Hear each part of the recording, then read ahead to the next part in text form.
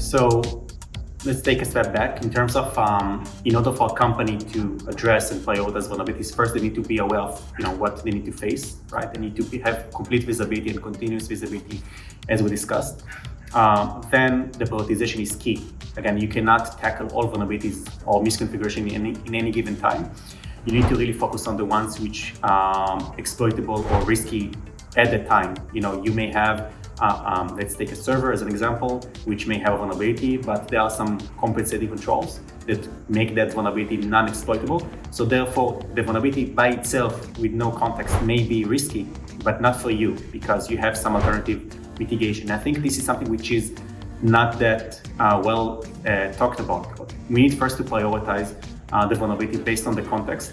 So take into consideration how the vulnerability can be exploited. Are the conditions being met in your environment?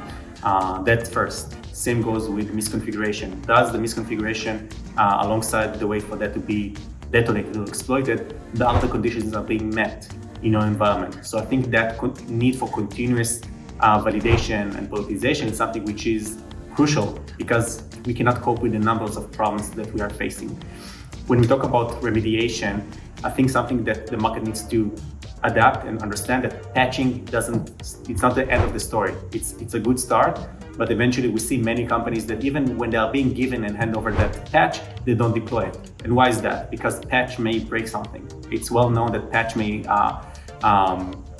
change the behavior of the running application. We see that a lot with the operating systems, with code engines like Java or .NET or Python or JavaScript. When you patch, when you change the application which utilize these frameworks may break, right? So even when companies are being handed over a patch, doesn't mean they're actually going to use it. So we need to think outside of the box. And that means that we need to look on other ways to address vulnerabilities, not necessarily only remediate. Remediate for us is something which eradicates the vulnerability completely. Mitigation is something which I think the market is also heading. So alternative ways to address the vulnerability or the misconfiguration. It could be a script, it could be a workaround, it could be virtual patching, it could be that physical patch, it could be even utilizing other tools. So I think the market needs to eventually adopt even sophisticated ways to address vulnerabilities, not only the same old patching we had like 20, 25 years ago.